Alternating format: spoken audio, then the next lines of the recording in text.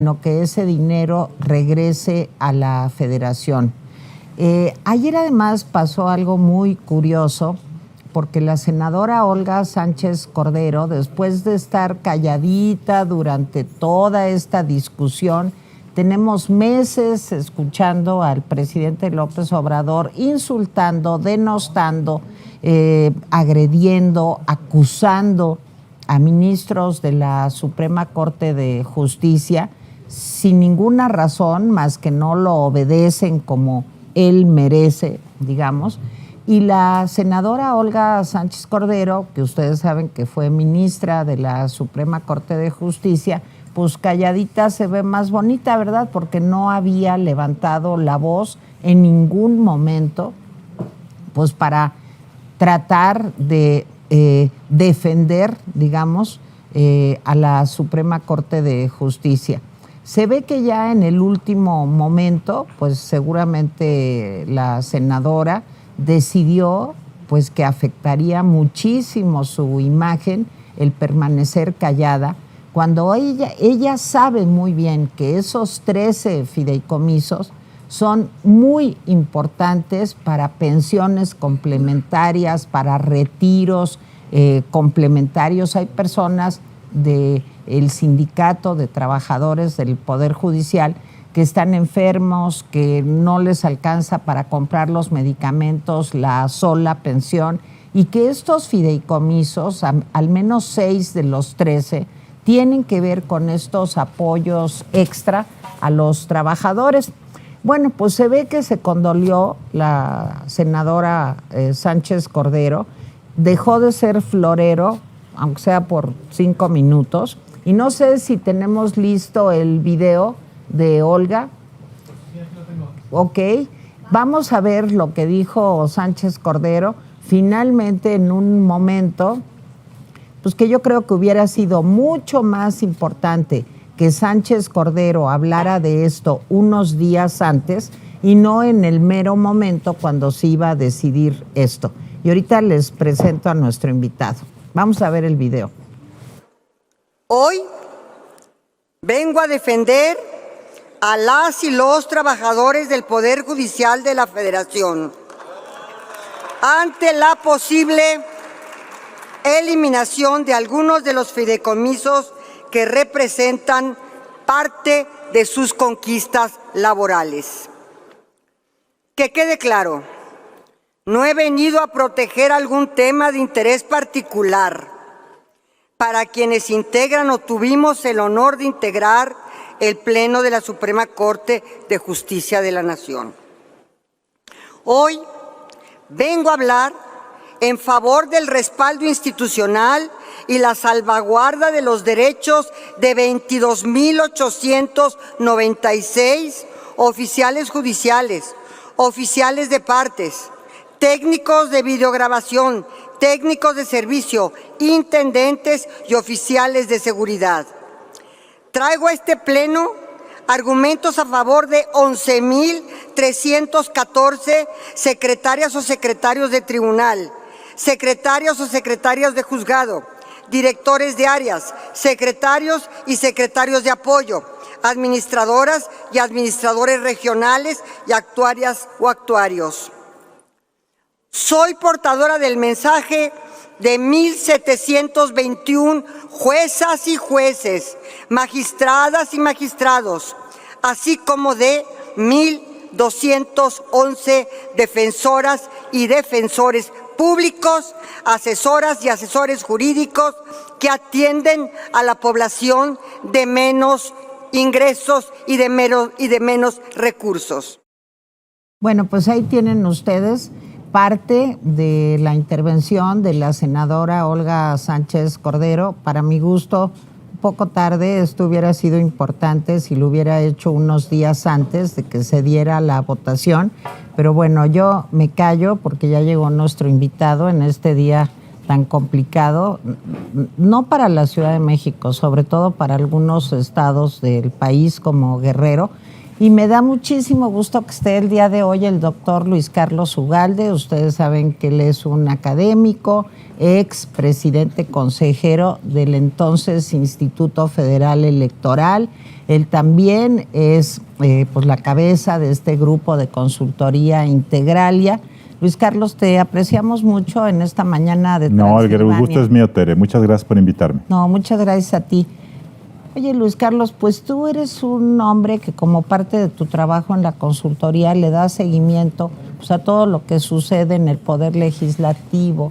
¿Cómo lees todo lo que pasó ayer, incluyendo pues el comentario de Olga, pero yo creo que eso ahorita es irrelevante comparado con la magnitud de la extinción de 13 fideicomisos? ¿Qué nos dices? Pues mira, hay dos temas. Uno es de proceso y otro es de sustancia. Respecto al tema del proceso, es la misma historia que ha ocurrido desde el primer día del gobierno de López Obrador, que el Congreso se ha convertido en una oficialidad de partes, en un receptáculo de los deseos de López Obrador y que no son analizados, debatidos, modificados, mejorados, y que cuando el presidente quiere algo, no importa que no tenga la razón, no importa el daño que cause, pasan sin cambiarles una coma. Cuando esta minuta pasó al Senado de la República hace pocos días, hubo muchos senadores que dijeron esto está mal, invitemos a la ministra presidenta de la Corte. Morena se rehusó, no hubo un análisis, no hubo una discusión y por lo tanto el voto fue ciego. Entonces es un acto de propaganda política, no es un acto legislativo propiamente dicho. Entonces es un proceso donde el Congreso no importa y por lo tanto es un avasallamiento presidencial. El otro tema es el tema de sustancia. Se trata de propaganda política. El presidente está usando esto como el inicio de un acto de campaña y la campaña se llama obtener la mayoría calificada en 2024, poner como pretexto y enemigo a la Corte para poder con ese pretexto, esa bandera, poder lograr el voto masivo a Morena y tener la mayoría calificada y entonces sí desmantelar a la Corte y entonces sí eliminar al INE y otros órganos autónomos. Eso es el tema. Sin esta bandera, el gobierno no tiene algo muy asequible para mostrarle a sus seguidores y esto es una cuestión de alebrestar, excitar a las bases, decirles hay un enemigo que tenemos que destruir. Entonces, ese es el tema. Los 15,000 millones de pesos que se eliminaron, o fueran 12,000 o 8,000, claro. La discusión de eso al presidente no le importa. Así es. A ver, Luis Carlos, a mí hay varias cosas que me preocupan. Una es que, como supongo que el presidente ya sabe, a partir de que se publique esto en el diario oficial de la Federación, pues va a haber impugnaciones y va a haber recursos de inconstitucionalidad, no sé si el término es correcto, pues para evitar que esto suceda. Y el presidente lo sabe, pero aquí es muy importante tu opinión. Ha empezado a decir en sus mañaneras, Luis Carlos, que hay un vacío legal, que él está consultando con algunos abogados si este vacío legal no impide que la propia Corte sea juez y parte. El discurso de López Obrador es, pues, cómo la propia Corte va a decir si procede o no procede la extinción de los fideicomisos.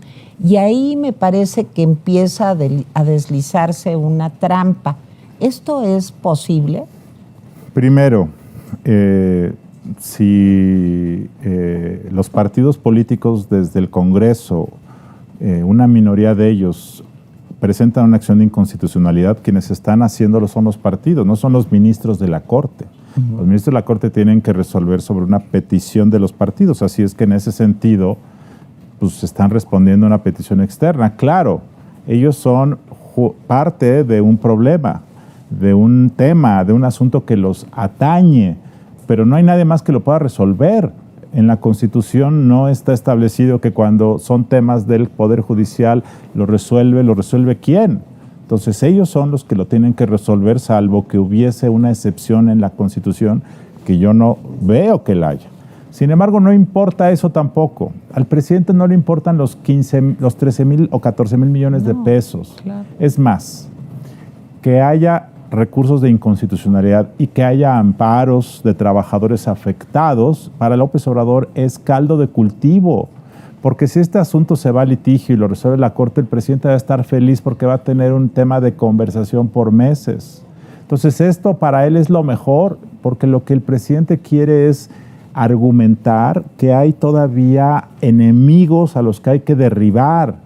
Y si los ministros dan la sensación de que se están autodefendiendo, pues es el que el presidente les va a decir a todos, miren, ya ven, ellos son los que hay que erradicar, por eso necesitamos el voto masivo. López Obrador es presidente de oposición.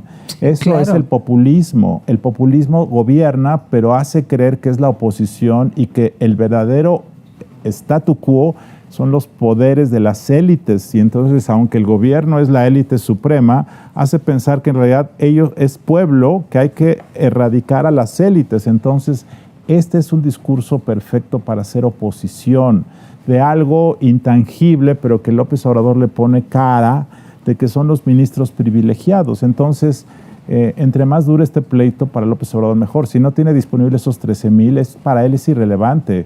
Autorizó la Cámara de Diputados un endeudamiento de 1.2 billones de pesos. 15,000 millones es irrelevante claro. Para el presidente. Entonces, el tema es que esto se va a ir a pleito, por supuesto. La Corte, la Sala Superior, perdón, el Pleno de la Corte va a tener que resolverlo en algún momento. Y cuando lo resuelva, si lo resuelve dándole la razón, o más bien diciendo que la ley que se reformó es inconstitucional, López Obrador lo va a usar y lo va a usar. Entonces, todo políticamente hablando será ganancia, ganancia. A mí me preocupa mucho que la Corte está en una situación de total pasividad. Es decir, hace 2 días circuló un video de la presidenta ministra explicando un poco. Pero ese discurso de la ministra, tú lo viste, quienes nos ven seguramente lo vieron, pero fuera de este círculo de personas atentas, ¿quién lo ve?